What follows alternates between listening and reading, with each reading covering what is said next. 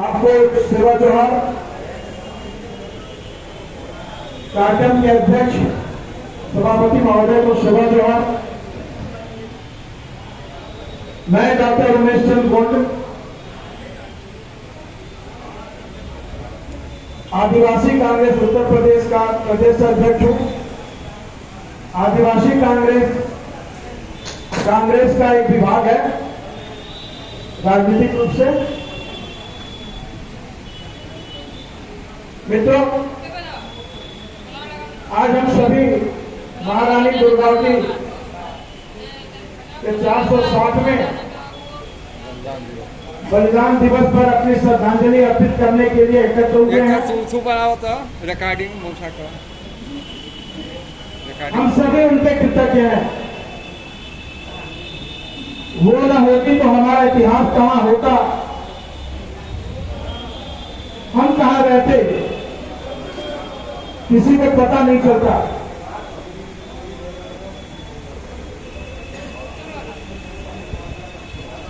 मित्रों, महारानी को हम याद क्यों करते हैं?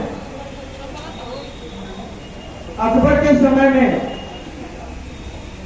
जहां क्षत्रियों ने घुटने टेक दिए, जो आज अपने को क्षत्रिय बहादुर करके सीना चौड़ा करके सड़क पर गुंडाई करना है, इनके पूर्वजों ने घुटने टेक दिए।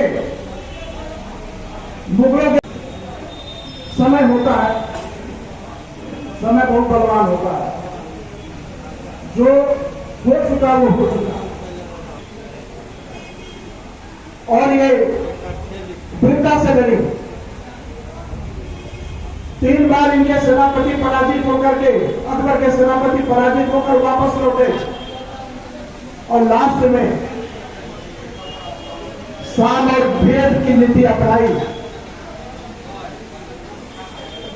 रानी के साथ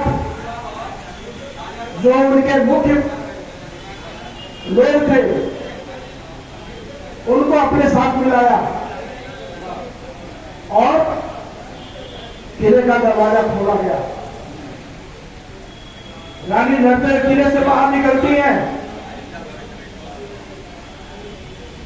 लड़ाई जाना क्रॉस करते समय फंस जाती है, उनके हाथ ही फंसती है। दुश्मन का एक तीर लगता है गर्दन में, दूसरा तीर आंखों में। तब उन्होंने अपने बहुत करीबी अंगरक्षक को बोला कि मेरा अंतिम समय आ चुका है, लेकिन मैं इस आतिताई के हाथों नहीं पड़ना चाहती, तो तुम अपने कटार से मुझे वीरगति दे दो। कांप गया, घबरा गया। तब रानी ने अपने कटार से स्वयं अपने के लीला समाप्त की। उन्होंने अपनी बलि दे दी इस गोदवाने के लिए। हम क्या कर रहे हैं? हम चंद रुपए के लिए अपने समाज को बेच रहे हैं। छोटी छोटी बातों पे लेके हम सिर्फ दौलत कर रहे हैं। अरे हमारी तादाद तो मुट्ठी भर भी नहीं है, लेकिन हम कहां कहां बिखर चुके हैं, एक दूसरे की निगाह में नहीं है। हम लोगों ने गोंडी दर्शन सन 2000 से प्रतिपादित किया उत्तर प्रदेश में। आज लगभग हर तहसील में गोंडी दर्शन के प्रचारक मौजूद हो चुके हैं। हम भूलों लोगों से आग्रह करेंगे कि ये अपने कर्तव्य को भली भांति समझे इनका कार्य केवल पूजा पाठ कराना ही नहीं है,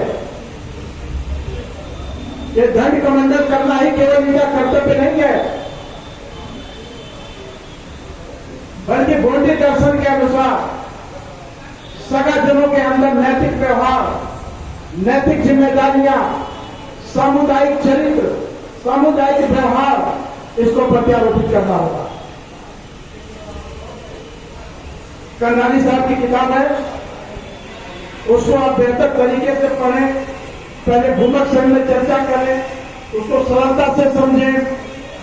और इतना ही नहीं, चाहे वो पूजा पाठ का कार्यक्रम हो या न हो, आप दरवाजे दरवाजे जाएं, लोगों को उन चीजों के बारे में बताएं। कौन पसंद करता है, कौन नहीं करता है, इसको आप छोड़ दो। बुद्ध की शिक्षा याद रखें, चल तुम थोड़े चार के बहुजन हिताय बहुजन सुखाए। जब आप चारिटी करेंगे, चलेंगे, लोगों तक पहुंचेंगे, आपकी बात असर करेगी, लोग समझेंगे, और तब हमारा समाज एक नैतिक समाज के रूप में खड़ा होगा। जिस दिन समाज में नैतिक बल आ गया, उस समाज को कोई झुका नहीं सकता। अगर हमारा समाज चंद सिक्कों के पीछे अपने को गिरवी रखेगा, तो इन सब कार्यक्रमों का कोई मतलब, कोई अर्थ नहीं रह जाता। दूसरी बात मैं कहना चाहता हूं, आज जब हम महारानी को याद कर रहे हैं, एक नारी शक्ति को याद कर रहे हैं, ये नारी शक्ति हम सभी की प्रेरणा स्रोत है। क्या हम लोग अपने घर के नारियों को दुर्गावती बनाना चाहते हैं?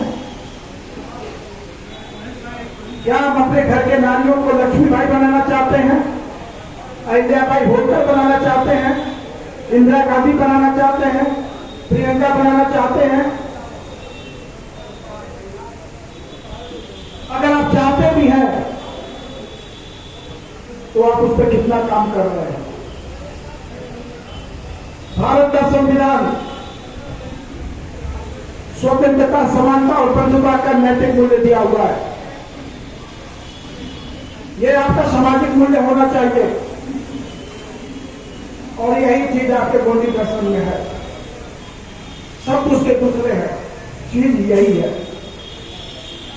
बुद्ध ने भी यही कहा, कबीर ने भी यही कहा, रैदास ने भी यही कहा है कि स्वतंत्रता, समता और बंधुता, यह आपके अंदर चारित्रिक बल लेकर आएगा।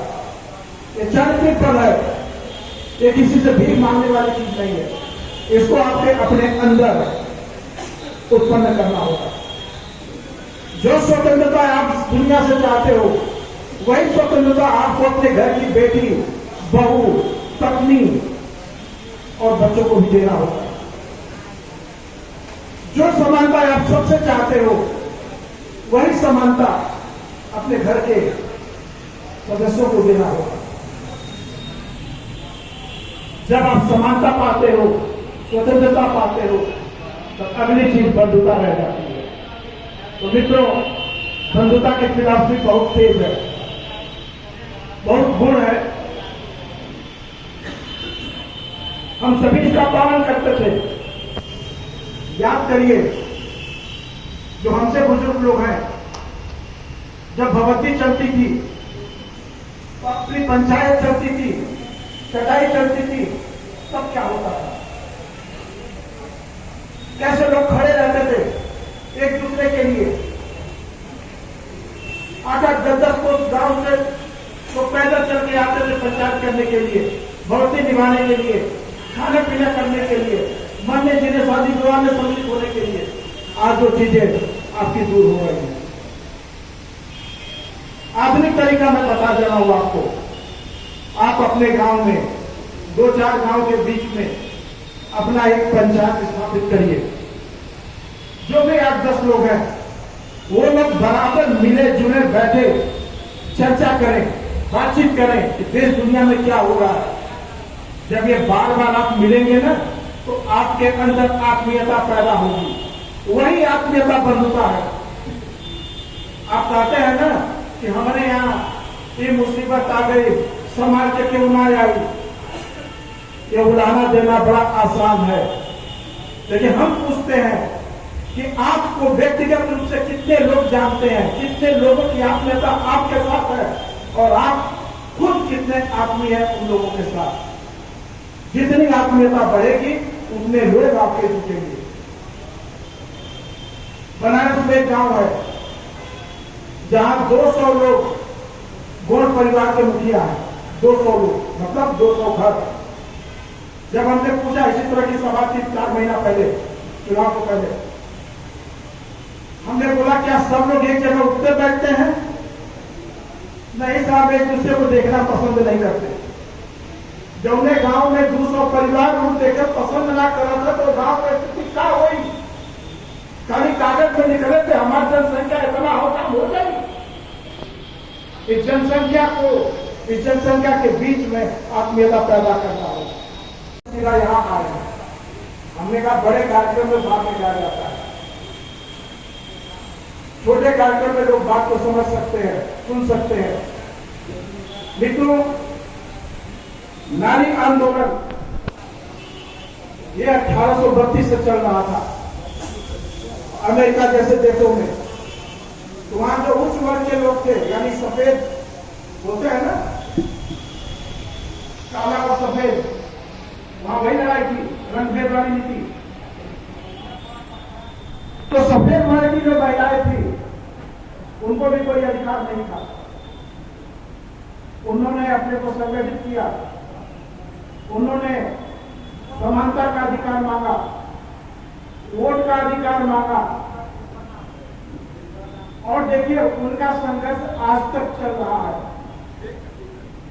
और आज उधर की महिलाओं में सबसे बड़ी जागृति है।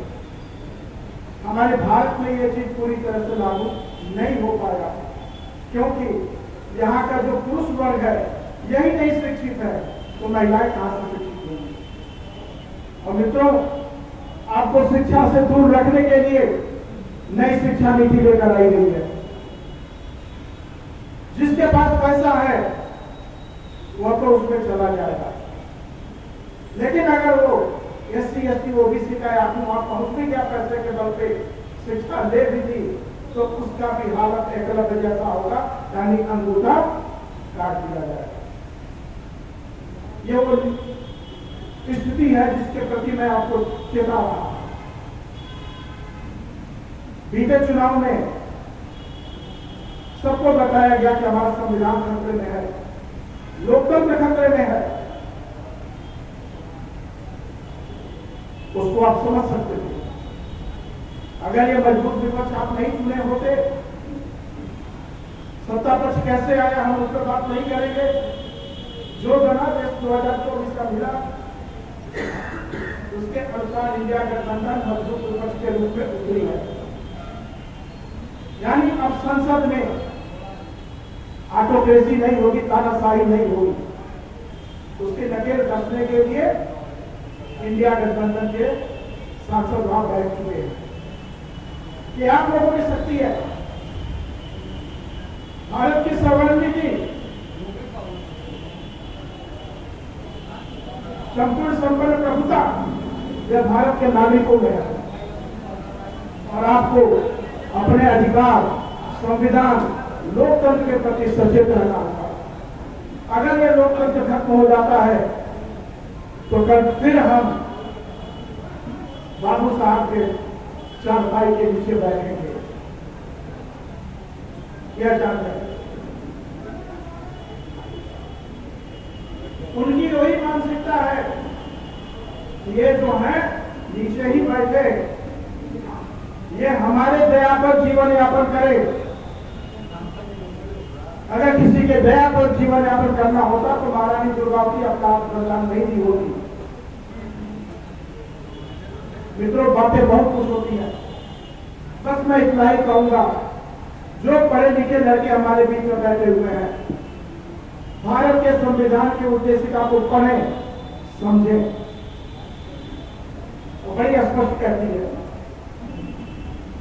हम भारत के लोग भारत को संपूर्ण प्रभुत्व संपन्न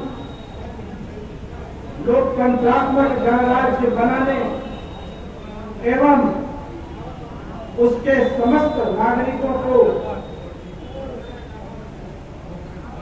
सामाजिक, आर्थिक, राजनैतिक न्याय,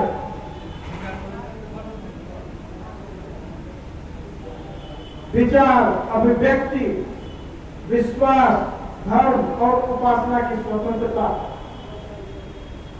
प्रतिष्ठा और अवसर की समानता एवं